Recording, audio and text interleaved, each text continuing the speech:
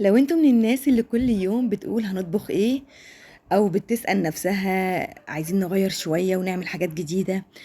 طب نعمل ايه؟ علشان كده انا عملت معاكم النهاردة المنيو ده، جهزت لكم منيو متكامل فيه 7 وصفات لذيذة وسهلة جدا تفتح النفس. في منها اكلات تنفع للعزومات، وكمان اكلات تنفع لو حابة تجددي في سفرتك وتغيري المود كله. وطبعا كل وصفة وليها حلاوتها. تابعوا معايا الفيديو للآخر واختاروا الوصفة اللي على مزاجكم واللي تعجبكم. بس ما تنسوش في الآخر تقولولي ايه أكتر وصفة حبيتوها وفضلتوها في الفيديو. قبل ما أبدأ الفيديو، أنا هلا أبو بكر، يا ريت تعملوا للفيديو لايك وشير. وتعالوا بينا كالعادة نقول بسم الله ونبدأ في أول وصفة معانا. بالنسبة بقى لإيه هي أول وصفة، فهي هتكون طاسة الأجنحة. تجمع كده بين حاجتين: السهل البسيط اللي طعمه في حتة تانية خالص، والاقتصادي جدا. طاسة سهلة بسيطة بتتعمل بأجنحة الفراخ، طعمها في حتة تانية، طعمها في منتهى الروعة، اقتصادية جدا، بتتعمل بشكل سريع جدا وبسيط. يلا بينا نشوف عملناها ازاي. طبعا أول حاجة عندي كمية الأجنحة بتاعتي. أنا هنا مستخدمة كيلو من أجنحة الفراخ. تقدري تستخدمي الكمية اللي انت عايزاها، نص كيلو، 2 كيلو، زي ما انت حابة استخدمي براحتك. كل اللي هنعمله ان احنا هنضاعف او هنقسم المقدار. طبعا غسلت الاجنحه عندي كويس جدا جدا. بعد كده ابتدي اخد الجناح اللي عندي، اشيل الحته اللي على الحرف دي، واحنا بنسميها عندنا المصريين يعني الحته الزفره، اللي بتعمل زفاره للفراخ او للجناح عموما. بشيلها، وبشيل كمان اي زوايد جلديه، وبقسم الجناح نصين زي ما انتوا شايفين كده بالظبط. وبنفس الطريقه هكمل بقيه كميه الاجنحه اللي معايا. كل اللي بشيله الحته اللي على الطرف، وبعد كده بقسم الجناح نصين. لو في اي زوايد جلديه في الجناح بشيلها على جنب. وبس كده هخلص الكميه كلها اللي عندي بنفس الشكل. تعالوا بقى للتتبيله البسيطه جدا، وهي شويه من الملح، شويه من الفلفل الاسود، معلقه من البابريكا. مش هحتاج اكتر من كده. هبتدي اقلب الاجنحه كويس جدا في التتبيله البسيطه جدا دي. بس كده. بالنسبه للاجنحه عندي، مش هسيبها وقت متبله ولا حاجه. هقلبها كده وابدا اشتغل بيها على طول. اهم حاجه ان انا اتاكد ان كل حته في الاجنحه عندي وصل لها التتبيله البسيطه دي. يلا بينا بقى على البوتاجاز ونبدا نسوي. شويه من الزيت في طاسه، يعني حوالي ربع كوبايه من الزيت. طبعا الطاسه عندي هتكون سخنه جدا. هبتدي انزل بعد كده بالاجنحه كده جناح جناح، والطاسه عندي سخنه جدا. تمام، مش بنزل بيهم كلهم مرة واحدة كده علشان مش عايزة سخونية الطاسة تقل معايا. أنا هنا عايزة أعمل صدمة للأجنحة، وزي ما اتعودتوا معايا على طول، سواء فراخ أو لحوم، لما بنزل فيها بالطاسة بنزل فيها تدريجيا، وتكون الطاسة سخنة جدا عشان أعمل لها صدمة، وتفضل بعد ما تستوي محتفظة بالعصارة بتاعتها، وتكون طرية معايا وجوسي، ما تكونش ناشفة وبتشد. كل اللي انا هعمله ان انا هسيب الاجنحة عندي حوالي، يعني من 7 ل10 دقايق، تكون اخد اللون الذهبي الغامق ده، يعني اتحمرت من الناحية الاولى. وبعد كده هبتدي اقلبها على الناحية التانية. اذا في حاجات لسه ما اتحمرتش او ما خدتش اللون ده، هسيبها لحد ما تاخد اللون، وبعد كده هبتدي اقلب عادي جدا. تمام كده. بعد ما هتأكد ان الناحية الاولى كلها اتحمرت، هقلبها كلها على الناحية التانية، وهسيبها تاخد نفس اللون من الناحية التانية. هتاخد معايا برضو حوالي 7 8 دقايق. بعد كده هضيف كمية من البصل. انا هنا مستخدمة بصلتين مقطعهم جوليان، وبدأت اقلب فيهم. كل اللي انا هعمله ان انا هقلب البصل مع الاجنحة لحد ما البصل يبتدي يدبل كده على بسيط. طبعا في الوقت دوت انا بعمل الخطوات دي وبسوي برضو في الاجنحة عندي. تمام. التحمير هنا هو جزء في التسوية، يعني بنسبة 30% من تسوية الأجنحة. بعد كده كمان هبتدي أضيف فلفلتين رومي متقطعين برضو رفيع كده. بعد ما البصل دبل زي ما انتوا واخدين بالكم دلوقتي، خلاص هسيبها بقى تكمل تسوية. وتعالوا كده هنحضر خلطة حلوة قوي، وهي عبارة عن 8 فصوص من التوم، ممكن نزود التوم لو حابين، معلقة صغيرة من الملح، حزمة من الكزبرة أخدت الورق بتاعها بس. هبتدي أطحن التوم مع الكزبرة والملح كويس قوي. هروح بعد كده على الطاسة بتاعتي. طبعا أنا سبت هنا الأجنحة لحد ما استوت خالص، اديت لها الملح، وبعد كده اديت لها شوية من الكزبرة. كمان قلبت كويس قوي. عايزة اقول لكم في الوقت ده هتشموا ريحة الأجنحة تحفة يا جماعة. الناس اللي ما بتحبش أجنحة الفراخ جربوا الطريقة دي، هتبقوا بجد من الناس المدمنين ليها. هجيب بعد كده الخلطة بتاعتي اللي انا جهزتها، هبتدي احطها في الطاسة. هقلب كويس جدا. هتبتدي ريحة الثوم والكزبرة عندي تطلع. تمام. طبعًا إحنا قُلنا خلاص الأجنحة عندنا استوت، ولكن أنا في تسوية الفراخ واللحمة باحب أقرص عليها شويتين 3 في السِوَى، باحبها تبقى دايبة ومهرية في السِوَى جدًا. خلاص كده تمام. كل اللي أنا هاعمله بعد كده إن أنا هاجيب شوية من المَيّة، حوالي نُص كوباية من المَيّة، وهادّيها كده للطاسة بتاعة الأجنحة عندي، وهاغطّي عليها وهاسيب الأجنحة تتشرّب المَيّة دي، وده طبعًا لإتمام السِوَى أو تأكيد السِوَى زي ما قُلت لكم باحبها دايبة جدًا. هافتح بعد 10 دقايق كده هالاقي الصوص بدأ عندي يقل ويتشرب، طبعًا كوباية المَيّة اللي أنا حاطاها مع البهاريز اللي نازلة من الأجنحة عندي تمام كده، هتبدأ تتشرب كل الصوص بتاعها، وبعد كده هابتدي أحمّر فيها تاني، أنا عايزة أوصل ليها للون دهبي حلو كده متحمّر، وعايزة الصوص يكون قليل هنغمّسه كده بالعيش هاوريكم دلوقتي إزاي. بدأت أسيبها على النار تتحمّر زي ما أنتم شايفين لحد ما وصلت للشكل ده واللون ده، الصوص يكاد يكون مختفي، ولكن هو موجود بكمية قليلة جدًا بين الفراخ كده يعني. بعد ما استوت سِوَى كامل وخلاص هاطفي عليها قبلها مباشرةً، قبل ما أطفي النار باضيف معلقتين من عصير الليمون وباقلّب، بس كده الطاسة بتاعتي خلاص جاهزة، ما فيش أي مشكلة فيها، ما خدتش وقت معايا على البوتاجاز، تقريبًا كده ما كمّلتش ساعة وكانت كلّها مستوية بشكل مش طبيعي، مهرية في السِوَى دايبة جدًا، طعمها حلو يا جماعة، ريحتها حلوة جدًا، تقدروا تعملوا نفس الخطوات والمقادير والتتبيلة لأي قطعية فراخ، بس قطّعوها قطع صغيرة أوي. تمام كده. تعالوا بقى بصوا قد ايه الجناح دايب ومستوي، شكله وطعمه ولونه بجد يفتحوا النفس، حاجة في منتهى الروعة، اللون بس والشكل يخلي الواحد بجد يتفتح نفسه. بصوا بقى أنا عن نفسي بحب أكلها بالعيش البلدي، باخد كده الجناح ومعاه شوية من التتبيلة والصوص البسيط قوي اللي قلت لكم هيكون موجود في الطاسة، وبألف هنا وشفا. حابين تاكلوها جنب رز، جنب مكرونة، زي ما انتوا حابين كلوها بالشكل اللي يريحكم او على ذوقكم يعني، وبالهنا والشفا عليكم هتعجبكم جدا جدا. يلا بينا على تاني وصفة نشوف هي ايه. الحواوشي البلدي او الحواوشي بتاعنا المصري احنا بنحبه جدا كمصريين، اكلة حلوة وسهلة وخفيفة، والنهاردة هسويه معاكم على البوتاجاز بدون فرن، طبعا علشان لو في مصيف ولا حاجة نقدر نعمله من غير ما نوقف نفسنا. تعالوا نشوف عملناه ازاي ببساطة. كمية اللحمة المفرومة اللي عندي هنا كيلو، تقدري تستخدمي نص كيلو كمان ربع على قد العدد اللي انت عايزاه. ضفت عليهم على الكيلو لحمة جزرتين كبار مبشورين، وكمان عندي كمية من اللية قد ايه يعني حوالي 100 جرام، يعني زي معلقتين كبار من اللية. ابشريها افرميها اي حاجة تريحك اعمليها يعني، بس انا مش بفضل ابدا ان انا اسيحها واحطها كده على اللحمة، لا بحبها لا مبشورة لا مفرومة.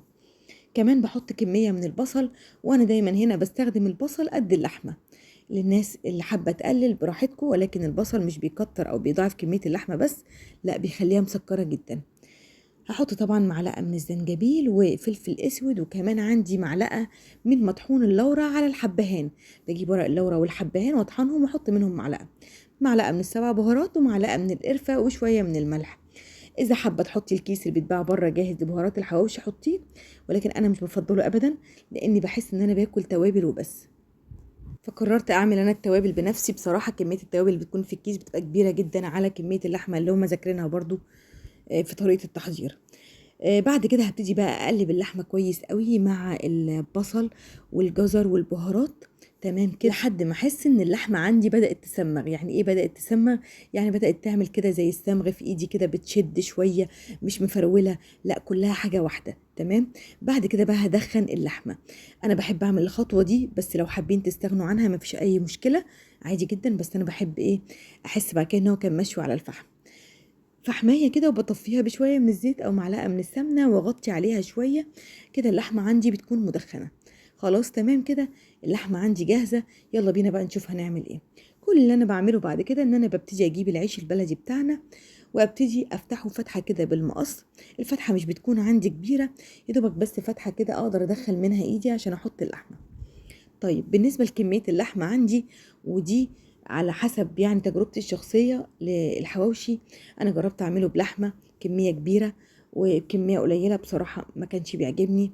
أنا من الناس دايما اللي بحب لما يكون في ميكس بين حاجتين أحب أحس بطعم الحاجتين، يعني في ميكس بين اللحمة والعيش فلازم أحس بطعم اللحمة والعيش، مفيش حاجة تغطي على حاجة. عشان كده برضو قلتلكوا أنا مش حابة أبدا البهارات اللي غطت على طعم اللحمة. عشان كده انا اخدت كمية لحمة مناسبة، كمية لحمة متوسطة، وفردتها على وش العيش عندي. وبصراحة انا شايفة ان كمية اللحمة دي ممتازة، لاني بحس فيها بطعم العيش وبطعم اللحمة في نفس الوقت. مش باكل عيش بس ومش باكل لحمة بس. جربوا اللي بقولكوا عليه ده، هتحسوا فعلا بطعم الحواوشي ليه طعم تاني. مش بحب ابدا اشتري حواوشي من بره، بتكون كمية اللحمة فيه كبيرة قوي، احس ان انا باكل لحمة بس ما ببقاش مبسوطة ابدا. بعد كده هبتدي بقى بعد ما افرد اللحمه كويس قوي، وطبعا قلت لكم هفرده على وش الرغيف مش على ظهره، وهقول لكم بعد كده فردناه ليه على الوش. بدهن بالماده الدهنيه. الماده الدهنيه عندي هنا عباره عن زيت على سمنه.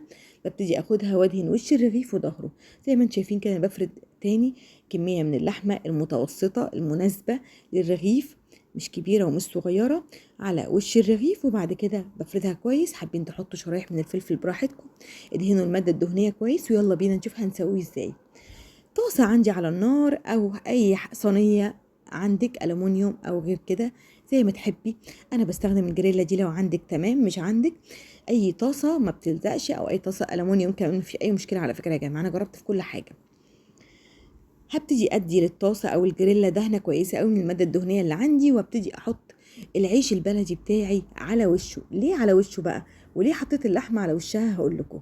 لان طبعا طبقه الوش بتبقى خفيفه جدا، فلما بحط اللحمه على الوش وابتدي اسوي، بتستوي معايا اسرع من ما احط اللحمه على الظهر واحط الرغيف على الظهر.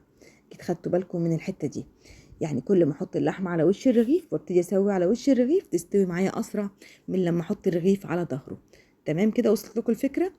هبتدي اسوي الرغيف زي ما انتم شايفين كده، وبقلبه على الناحيه التانية، وبضغط عليه بين كل فتره والتانية عشان اتاكد ان هو استوى. عايزه اقول لكم ان كل رغيف بياخد عندي يعني حوالي ربع نص ساعه بالكتير قوي بيكون مستوي. طبعا انا بحط 4 5 مع بعض عشان محدش يقعد يقول لي هنسوي الحواوشي في قد ايه، يعني لا. بنكون طبعا حاطين كذا طاسه عادي، والجريلا عندي تاخد 4 أو 5. تمام، يعني هنشغل نفسنا مش هنقف. وبس كده عملنا الحواوشي وسويناه على البوتاجاز بمنتهى البساطة والسهولة.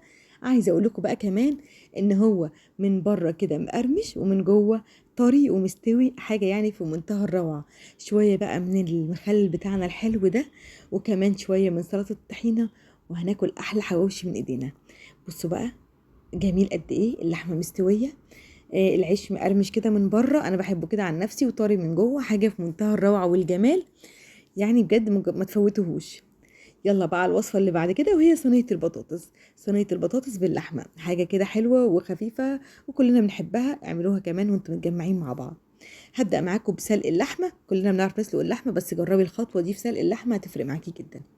الحلة اللي هسلق فيها هحط فيها معلقة كبيرة من السمنة، وهنزل فيها بالمطيبات اللي عندي، وهي بصل، ورق لورا، حبهان، فصوص من الفلفل الأسود، كل ده طبعا سليم مش مطحون أبدا. هبتدي أقلب المنكهات دي في السمنة لحد ما ابتدي أشم ريحتها، يعني حوالي دقيقتين 3 مش أكتر. بعد كده هبتدي أجيب اللحمة اللي عندي، مديها شطفة طبعا. وهنا طبعا استخدموا أي نوع لحمة، أي كمية بنفس الطريقة، مش هنختلف. هبتدي أضيف اللحمة، طبعا الحلة عندي سخنة جدا. بعد كده هبتدي اقلب اللحمه كويس لحد ما اللحمه تبتدي تاخد صدمه وتيجي لونها يغير لون الذهبي الخفيف. تمام كده. عايزه اقول لكم بقى ريحه اللحمه في الوقت ده يا سلام على الجمال. هتبتدوا بعد كده تسقوها بقى بالميه بتاعتكم عادي جدا، وتشيلوا الريم اللي على الوش ده، وبعد كده تغطوا عليها وتسووها زي ما بنسوي اللحمه عادي. بس عايزه اقول لكم نتيجه في الجون بجد، ريحه وطعم للحمه بعد كده في منتهى الروعه، حتى لو كانها مسلوقه بس. تعالوا بقى نحضر كده صينيه البطاطس اول ما اللحمه تستوي. الطاسة أو الصينية اللي هشتغل فيها هحط فيها معلقتين كبار من السمنة، ومعلقة كبيرة من التوم المفروم. هبتدي أقلب في التوم كويس لحد ما ابتدي أشم ريحة التوم كده، ويدوبك ياخد اللون الذهبي الفاتح. خلاص في الوقت ده هكون مجهزة بصلاية واحدة مفرومة أو مبشورة، وهبتدي أنزل بيها على التوم. هبتدي بعد كده أقلب التوم مع البصل. كل المطلوب هنا ان البصل عندي يبتدي يدبل بسيط، بس كده، مش عايزه اكتر من كده، مش عايزاه لونه يغير ولا اي حاجه. اول ما البصل عندي هيبتدي يدبل هكون مجهزه عندي عصير الطماطم على طول. هبتدي انزل بعصير الطماطم على التسبيكه بتاعتي يعني، او البصل والثوم. وهبتدي اسيب بقى كده الطماطم تتسبك، بس هديها بقى شويه من الفلفل الاسود، وكمان معلقه صغيره من الكمون. بحط دايما لصينيه البطاطس عندي كمون. مش عارفه اذا كنتوا بتعملوا كده ولا لا، بس جربوا، بتفرق جدا، بتخلي طعمها حلو قوي. هاسيبها تتسبك. في الوقت ده هكون مجهزة البطاطس عندي، مقطعاها شرايح متوسطة وشطفاها كويس جدا. هبتدي انزل فيها بقى في الصينية عندي. زي ما انتم شايفين انا مقطعاها شرايح متوسطة عشان ما تاخدش وقت كبير في السوا. خلاص. وفي نفس الوقت برضه تبقى ماسكة نفسها. هسيبها بقى تتسبك كده مع صينية البطاطس على البوتاجاز قبل ما ادخلها الفرن طبعا. قد ايه؟ يعني حوالي نص ساعة. تمام كده، ده المطلوب. بصوا بقى الصلصة اتركزت خالص ازاي، وبدأت تقل واتسبكت خالص، وكمان البطاطس عندي بدأت تدخل في التسوية. كل اللي انا هعمله بعد كده ان انا هضيف عليها اللحمة اللي بالفعل استوت جدا واتسلقت، يعني خلاص تمام. هحطها على الصينية وهحط لها شوية من الملح. انا مش بحط ابدا للحمة وهي بتتسلق ملح، بستنى لما اتبلها او بهرها في الاخر، سواء كنت هحمرها او هحطها في طاجن او صينية. كمان حطيت كوباية كبيرة من الشوربة، وهقلب بقى كويس اللحمة مع البطاطس مع الشوربة، وهظبط الملح بتاعي. وبحب دايما في صينية البطاطس بالذات ان اخلي اللحمة موجودة على الوش كده، علشان بحب اديها قوي رشة كده من الفلفل الاسود والملح، علشان بتفرق جدا في الشكل النهائي بصراحة بتاع صينية البطاطس، وهي اللحمة متحمرة كده واخدة رشة من الفلفل الاسود.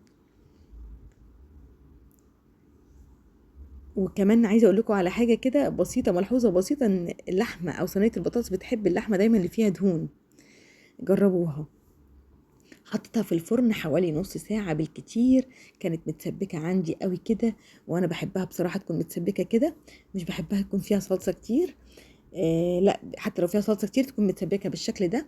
وطبعا اخدين بالكم اللحمه خدت لون حلو جدا واتحمرت في منتهى الروعه يعني. بقدمها دايما او باكلها دايما مع الرز بشعريه، بتبقى طعمها في منتهى الجمال. جربوها ان شاء الله بالهنا والشفا على قلوبكم، هتعجبكم جدا. ولو بتعملوا صينيه البطاطس بطريقه غير اللي انا عملتها دي، يا ريت تقولوا لي وتقولوا لي تبقى نتيجتها ايه. ولو حابين تجربوا حاجه حلوه بجد، جربوا الطريقه دي هتعجبكم جدا، وقولوا لي رايكم بعد كده ايه. يلا بينا بقى على الوصفه اللي بعد كده. الوصفة بقى اللي معانا دي للناس اللي بتحب التجديد والتغيير، مش بتحب تفضل تعمل في الحاجة زي ما هي. يعني ما ينفعش يبقى عندي صدر فراخ أو صدور فراخ واروح اعمله بانيه أو شاورما. غيروا وجددوا، هتلاقوا وصفات هتعجبكم جدا وهتستسهلوها كمان. فراخ مكرملة أو فراخ سويت أند ساور، حاجة حلوة كده. تعالوا نشوف هنعملها ازاي. أنا عندي صدرين من الفراخ، غسلتهم كويس قوي طبعا ونشفتهم كويس قوي. باخد الصدر زي ما هو كده، ببتدي اعمل له شرايح عرضيه، مش بوصل لنهايه الصدر، لا، يعني قبل الاخر بسنتي كده او بسنتي ونص. تمام. كمان باخد الشرايح العرضيه دي، باخدها بعد كده شرايح طوليه واربع شويه كده، بحيث ان يطلع لي الشكل ده اللي هو عامل زي السمبوكسه ده. تمام كده.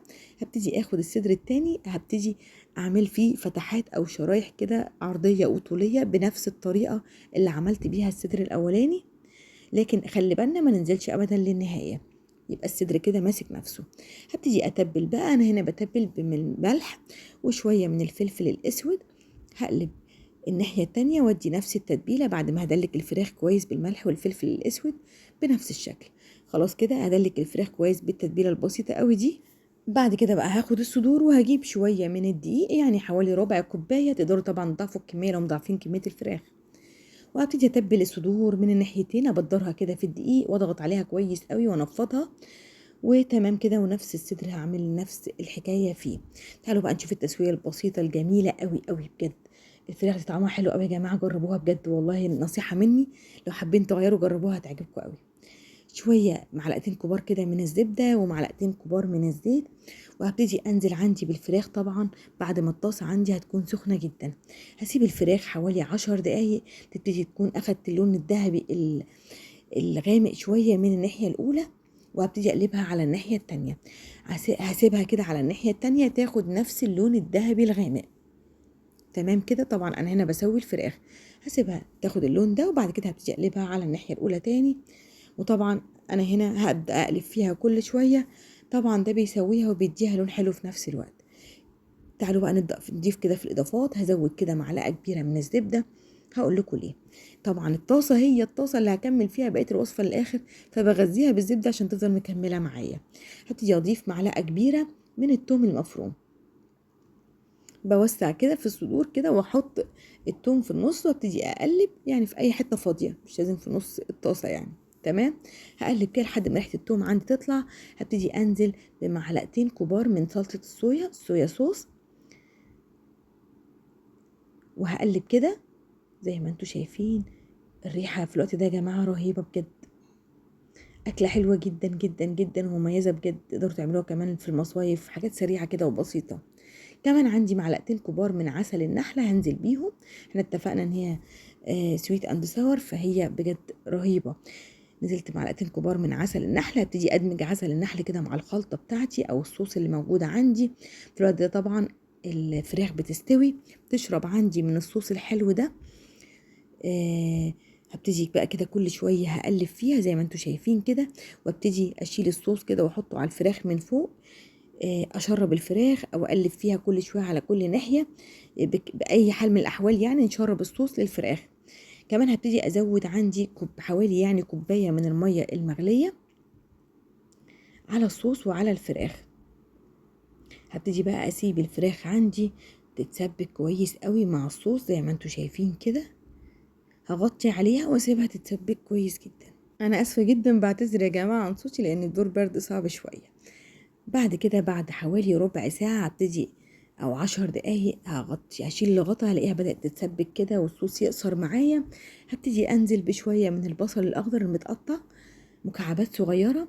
هبتدي اخد من الصوص دوت واشرب الفراخ برضو زي ما بعمل. الهدف هنا ان الفراخ تشرب الصوص، والصوص هيبتدي عندي يقل ويقصر كده ويتقل.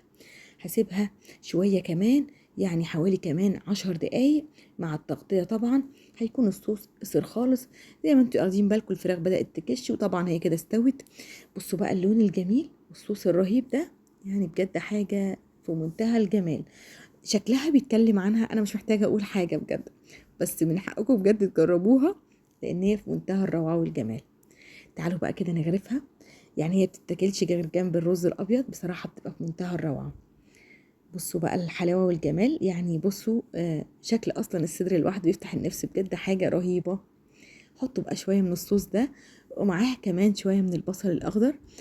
تعالوا بقى نفتح الفراخ كده او نقطعها ونشوف قد ايه من جوه. هي طرية جوسي جدا، مستوية جدا. طعمها يا جماعة رهيب رهيب رهيب. كلوها بألف هنا وشفا مع الصوص بتاعها ده جنب الرز الابيض. جميلة هي بصراحة، تتاكل حاف مش عايزة اي اضافات يعني. بس ناكلها بقى جنب الرز الابيض. بالهنا والشفا، جربوها هتعجبكم جدا جدا. يلا نشوف الوصفة اللي بعد كده هتكون ايه. من الوصفات البسيطة الخفيفة على المعدة، طاجن السمك الفيليه. طاجن حلو كده وبسيط وسهل، وزي ما قلت لكم خفيف قوي على المعدة، وكمان طعمه مميز جدا. تعالوا نشوف عملنا الطاجن الحلو ده ازاي بمنتهى البساطة والسهولة، وزي ما اتعودتوا نتيجة ولا احلى ولا اروع من كده. يلا بينا. مبدئيا كده عندي حوالي بطاطسيتين 3 انا مقشراهم وغسلهم كويس قوي. طبعا كمية البطاطس هتبقى على حسب كمية السمك اللي عندي. انا هنا عندي نص كيلو من السمك الفيليه. تقدري تضاعفي الكمية طبعا لو هتستخدمي سمك اكتر.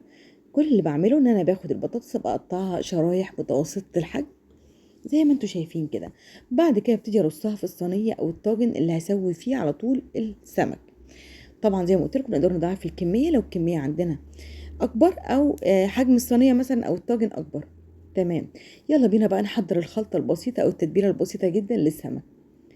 طماطميه مبشوره، فلفل مقطعاه صغير جدا حامي او بارد براحتكم، كمان جزريه مبشوره، وكمان عندي معلقه كبيره من الكزبره مقطعاها طبعا برضو رفيع. ممكن نحط كمان شبت، معلقه من الشبت، وممكن نستخدم الكزبره نستبدلها قصدي بالكرفس. اي حاجه فيهم هتبقى تمام، بس الكرفس كان بيبقى اقوى في الريحه والطعم. معلقه كبيره من الثوم. بعد كده هحط عليهم معلقتين كبار من المستردة، وكمان معلقتين كبار من الزيت. تعالوا بقى للبهارات اللي هي طبعا الكمون الاساسي، كمان شويه من الملح، وكمان عصير ليمونه، ومعلقه من بهارات السمك بتخلي السمك طعمه حلو جدا. بصوا بقى قد ايه الخلطة بسيطة وسهلة. كل اللي انا هعمله بعد كده ان انا هبتدي اقلب الخلطة دي كويس قوي، وهتكون جاهزة. هتعرفوا ريحة الخلطة دي من ريحتها كده هتعرفوا قد ايه هتبقى جميلة. هبتدي اخد من الخلطة واتبل بقى عندي البطاطس كويس قوي اللي انا حطيتها في الطاجن. بتبل البطاطس هنا لما بسويها مع السمك بيبقى طعمها في منتهى الجمال كمان وهي شاربة من الخلطة دي.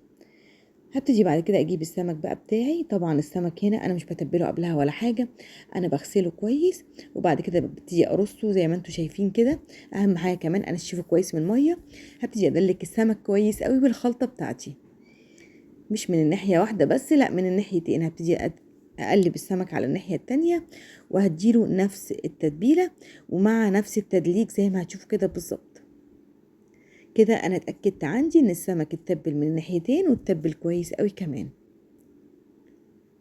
وطبعًا إحنا متبّلين البطاطس، في الوقت دوّة هاكون مولّعة الفرن، يعني الفرن عندي مُسبَق التسخين، كل اللي هاعمله إن أنا هاخد الطاجن البسيط السهل جدًا ده اللي خلاص بالفعل خلص معايا وحضّرته على الفرن لمدة نُص ساعة، هيكون السمك مستوي والبطاطس مستوية، عايزة أقول لكم ما تطوّلوش في سِوى السمك الفيليه عشان ما ينشفش وما بياخدش سِوى، نُص ساعة هيكون طالع مستوي وزي الفل، والبطاطس كمان هتكون استوت جدًا، لإن أنا قُلت لكم مقطّعينها متوسطة، فمش هتاخد وقت معانا.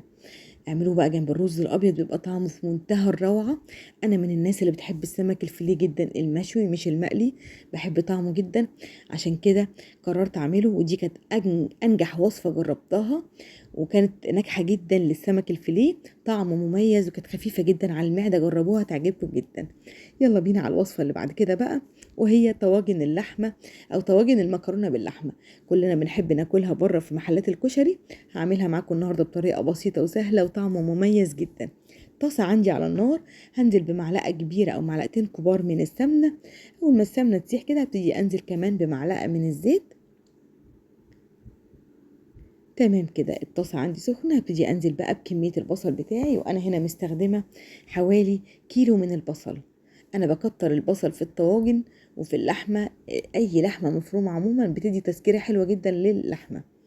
هبتدي اقلب بقى في البصل كده، اول ما البصل عندي يبتدي يدبل هبتدي انزل باللحمه. اخدتوا بالكم طبعا ان انا نزلت بربع كيلو بس من اللحمه، طبعا هنا انا هعمل فوق ال10 طواجن، يعني بربع كيلو لحمه فعلا تقدري تعملي اكتر من 10 طواجن. طبعا انا هنا مكتره كميه البصل، ما تقلقوش ابدا، محدش يقول لي ازاي كيلو بصل على ربع كيلو لحمه، جربوا بس مش هتندموا بجد، مش هتزود الكميه بس، لا والله هتدي طعم حلو جدا يا جماعه. هبتدي بقى احط البهارات بتاعتي، معلقه من السبع بهارات، معلقه من البابريكا، شويه من الفلفل الاسود، وهبتدي اقلب كويس قوي. طبعا هنا انا هبتدي اعصج اللحمه بقى زي ما بعصج اللحمه عادي، اديت لها ربع معلقه صغيره من الكمون. هقلب بقى كل ده كويس جدا لحد ما اللحمه معايا تبتدي تستوي، ايدي في اللحمه كده كل شويه علشان مش عايزاها تتحرق. اول ما اللحمه تستوي بقى هديها الملح بتاعها وابتدي اقلبها كده، وكده خلاص تمام اللحمه عندي جاهزه. كمان هدي ربع معلقه صغيره من القرفه، بتدي ريحه حلوه جدا جدا جدا لطواجن المكرونه. عصجنا اللحمه خلاص، يلا بينا بقى نشوف هنعمل ايه. حله عندي بنزل فيها بشويه من الزيت، وبنزل فيها ببصلتين كبار مفرومين يعني، وكمان هنزل بمعلقه كبيره من الثوم المفروم. هقلب البصل مع الثوم كويس لحد كده ما يتبلوا. بعد كده هبتدي انزل بعصير الطماطم، انا هنا حطيت حوالي يعني لتر من عصير الطماطم. طبعا الكميه بتاعتكم على حسب ما انتوا عايزين، يعني على حسب ما ترجع لكم، عايزين تكتروا في كميه اللحمه وتضاعفوا كل حاجه براحتكم، يعني براحتكم. هبتدي احط لها بقى معلقه سكر، وكمان احط لها نفس البهار اللي حطيته للحمه، اللي هو كان السبع بهارات والبابريكا وكمان شويه من الكمون، تمام كده، والفلفل الاسود كمان. هبتدي اقلب كويس جدا، كمان حطيت لها معلقه سكر وهسيبها تتسبك، بس مش هتتسبك تسبيك كامل يعني.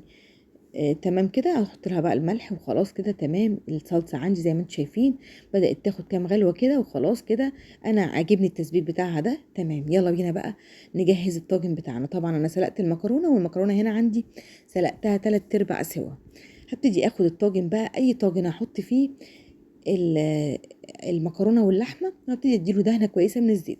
تقدروا تستخدموا قوالب فخار، تقدروا تستخدموا قوالب الومنيوم الفويل يعني، تقدروا تستخدموا اي قوالب او اي طواجن عندكم، تقدروا تعملوها في صينيه الومنيوم كبيره وتقدموها مره واحده براحتكم. اهم حاجه ادهنوا كويس قوي زيت، ولكن بالنسبه للتقديم الشكل النهائي يعني بيبقى الطف في القوالب الفخار او في القوالب الفويل، لان احنا بنقدر نقلبه بسهوله. هحط طبقه من اللحمه طبعا، وكمان طبقه من المكرونه، وبعد كده هغطي المكرونه بكبشتين 3 كده كبار من الصلصه، وهبتدي اشتغل كل الطواجن بنفس الشكل، ايا كان بقى الطواجن هي نوعها ايه زي ما اتفقت معاكم.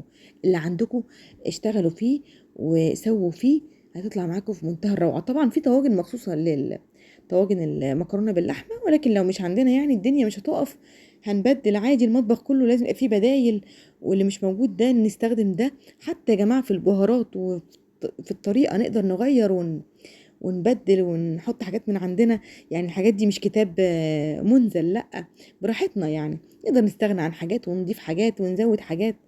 يعني المطبخ فيه آه، شغل كتير نقدر نبدل فيه ونغير فيه براحتنا على حسب أذواقنا و... واللي بنحبه يعني في الأكل. بعد كده هبتدي اخد بقى الطواجن بعد ما خلصتها. انا على فكرة عملت كمان كمية كتيرة من الطواجن الفويل الصغيرة، ولكن انا مصورتهاش يعني، كنت هاخدها اخرج بيها، فعملت الطواجن دي وعملت طواجن تانية. غطيتها بقى كلها بالالومنيوم بالفويل يعني. طبعا لو احنا عاملين في طواجن فويل بتيجي معاها الغطا بتاعها، نغطوا بيها على طول. هدخلها في الفرن على الرف الوسطاني لمدة نص ساعة بس. طبعا هي اللحمة عندي كانت مستوية والمكرونة بالفعل مستوية. كل اللي انا بعمله ان انا بسبك الطاجن مع بعضه. طبعا انا قلت لكم ان الصلصة عندي مش متسبكة تسبيكة كاملة، وطبعا ده عشان عايزاها تتسبك اكتر مع الطاجن وتتشرب كده، او الطاجن يشربها المكرونة مع اللحمة. بس كده. بصوا بقى البساطة والسهولة، عملنا طواجن حلوة جدا طعمها في منتهى الروعة، جربوها. يلا بينا بقى نشوف اخر وصفة معانا في منيو النهاردة هتكون ايه. هتكون شاورما الفراخ السوري، كلنا بنحب ناكلها من بره. تعالوا نعملها النهارده بطريقة سهلة وبسيطة، وصدقوني بجد هتكون طعمها احلى من اللي بنشتريه من بره ألف مرة. يلا بينا نشوف الطريقة ازاي. عندي طبعا صدور الفراخ، الكمية اللي انتوا تحبوها براحتكم. شوفوا انتوا عايزين تعملوا قد ايه. انا هنا مستخدمة كيلو من صدور الفراخ. كل اللي بعمله طبعا ان انا بغسل الفراخ كويس جدا وبنشفها وبصفيها. ببتدي اخد القطع اللي انتوا شايفينها دي، اللي هي بتبقى الموزة بتاعت الفراخ او الستريبس، بطلعها من الاول. وبعد كده ابتدي اقطع شرايح طوليه سميكه، واقول لكم بعد كده هنعمل ايه. وبرده هقطع الصدور كلها بنفس الشكل، بطلع الموزه او الستريبس في الاول على جنب، وبعد كده ببتدي اقطع شرايح طوليه. الشرايح الطوليه او الشرايح الطوليه دي ابتدي اخدها مكعبات بس تكون سميكه برضو. انا مش عايزه هنا مكعبات صغيره للفراخ. خلاص كده تمام، ده السمك المطلوب والشكل المطلوب. هبتدي اجيب بقى اي كيس بهارات انا عايزاه للشاورما، هبتدي اضيفه على الفراخ. طبعا كل كيس بيبقى مكتوب عليه التعليمات بتاعته. انا مستخدمه النوع كان عليه ربع كوبايه من الزيت. سبتهم في التتبيله ساعتين مش اكتر، وكده خلاص هبدا اشتغل فيها. هعمل معاكم سلطه توميه كده اقتصاديه بسيطه، وهي عباره عن كوبايه من الميه عليها معلقتين كبار من النشا. الميه هتكون بارده من الحنفيه. هقلب النشا كويس جدا وارفعها على النار مع التقليب المستمر لحد ما يبتدي الخليط يبقى معايا سميك وتقيل زي ما انتم شايفين كده بالظبط. تمام كده. بصوا عامل زي المهلبيه بالظبط. هسيبه يبرد خالص، وبعد كده هجيب الكبه بتاعتي، هبتدي اضيف فيها الخليط بعد ما برد تماما. وهبتدي كمان اضيف معاه حوالي كده معلقتين كبار من الزيت، وكمان معلقتين كبار من الخل. هبتدي اضرب كويس قوي لحد ما الخليط معايا يبتدي يفك، يبقى عامل زي الكريمي كده يعني بالظبط. هبتدي كمان اعصر نص عصير ليمونه وهضرب، وكده التوميه بتاعتي جاهزه. خلاص كده تمام. بصوا البساطه والسهوله بقى، بس كده مفيش ابسط من كده. توميه بسيطه وسهله. على فكره احنا حطينا توم في التوميه يعني، واتضرب في الخلطه يعني، بس ما تصورش يعني او مش موجود في الفيديو. ولكن طبعا هي توميه لازم يبقى فيها توم. تمام، تعالوا نشوف هنسوي الفراخ ازاي. طاسه بقى عندي على النار، ونزلت فيها بشويه كده معلقتين من الزيت، وطبعا التتبيله فيها زيت. هبتدي انزل بمكعبات الفراخ، وطبعا الطاسه عندي هتكون سخنه جدا. هسيب الفراخ عندي مش هقلبها بعد ما هنزل بالكميه كلها في اول 5 6 دقايق كده. مش هبتدي اقلبها، انا بس بفردها بالطاسه وهسيبها كده لحد ما تبتدي تاخد اللون الذهبي الغامق من تحت. وطبعا في الوقت انا هنا حبست السوائل جوه الفراخ، فلما هتستوي معايا تبقى طريه كده وجميله. خلاص الفراخ بدات تخش في سوا، قلبتها من ناحيتين كويس. هبتدي اضيف لها بقى معلقتين كبار من صلصه الصويا وهقلب. تمام كده. هبتدي اجيب بقى العيش بتاعي اللي هو العيش السوري، وهبتدي افرده واحط معلقه من سلطه التوميه اللي عملناها. طبعا سلطه التوميه دي اقتصاديه، في طرق كتيره جدا لسلطه التوميه انا عاملاها معاكم، ولكن الطريقه دي اقتصاديه وبسيطه كده وسهله. فردت العيش بتاعي، فردت جواه السلطه، وفردت كمان بطاطس محمره. حابين تستغنوا عنها تبقى بره العيش براحتكم او بره الساندوتش يعني. كمان حطيت شرايح من الخيار انا بصراحه بحاول اعملها بنفس الشكل اللي بناكله بيها بره، لان ولادي بيحبوها بالشكل ده، فبحاول اطلعها بنفس الشكل بالظبط. حطوا بقى قطع الفراخ اللي انتوا عايزينها كده، وبعد كده ابتدوا اتنوا الحرفين بتوع الرغيف عندي ولفوا الساندوتش بمنتهى البساطه والسهوله. اعملوا كذا واحد. عايزه اقول لكم ان الكميه هنا بتعمل لي ما شاء الله عدد حلو جدا. طبعا عارفين الساندوتش الواحد بره ثمنه كام؟ طبعا نقدر نعملها تقريبا كده يعني بنص الثمن. كميه السندوتشات دي بنص الثمن اللي هنشتريها من بره، وكفايه ان احنا عاملينها بايدينا طبعا. هخلص الكميه كلها بتاعه السندوتشات بنفس الطريقه. عندي بقى كذا اختيار ان انا احمر السندوتشات بتاعتي، وهي ان احطها في التويستر كده مع دهنة زيت، او ان اجيب اي طاسة احطها فيها واديها برضو دهنة زيت واقلبها على ناحيتين لحد ما تاخد اللون الذهبي الحلو ده. المتاح عندكم على طول اشتغلوا بيه. وزي ما قلت لكم المطبخ كله اختيارات، مش لازم يعني نتشبث بفكرة معينة ونقول هو كده، لو من غير كده مش هينفع، لا عادي جدا. طاسة ألمونيوم، جريل، أي حاجة ابدأوا حمروا عليها العيش والهنا والشفا. قطعوه بقى، أنا بحاول أقطعه زي ما باكله بره بالظبط. وبس كده، وبكده نكون عملنا الشاورما السوري اللي بنحبها وبناكلها بره، وبنبقى عايزين ناكلها بأي شكل من الأشكال يعني. كده نكون وصلنا لنهاية وصفاتنا النهاردة. المنيو بتاع النهاردة كان سهل وخفيف وبسيط. بعتذر لكم جدا عن صوتي، لأن عندي دور برد شديد شوية. دعواتكم ليا بالشفا إن شاء الله. بس المنيو كان حلو وفيه أفكار جديدة، جربوها هتعجبكم جدا. ويا ريت تقولوا لي في الآخر كده أكتر وصفة عجبتكم في منيو النهاردة، ولو في وصفات جربتوها قبل كده برضو يهمني رأيكم جدا. طبعا انتوا عارفين ان القناة هنا بعمل لكم ملخصات سريعة للمنيوهات او للوصفات عموما، ولكن كل وصفة موجودة بالتفصيل على قناتي الاولى يوميات ليلى، لو حابين تتفرجوا على كل وصفة لوحدها. كالعادة وفي نهاية الفيديو يا ريت تعملوا الفيديو لايك وشير، ولو كنتوا أول مرة بتشوفوني وبتشوفوا قناتي على اليوتيوب يشرفني جدا اشتراككم في القناة، وكمان تفعيل زر الجرس على الكل عشان يوصلكم مني كل الوصفات الجديدة. بحبكم في الله وأقول لكم مع السلامة.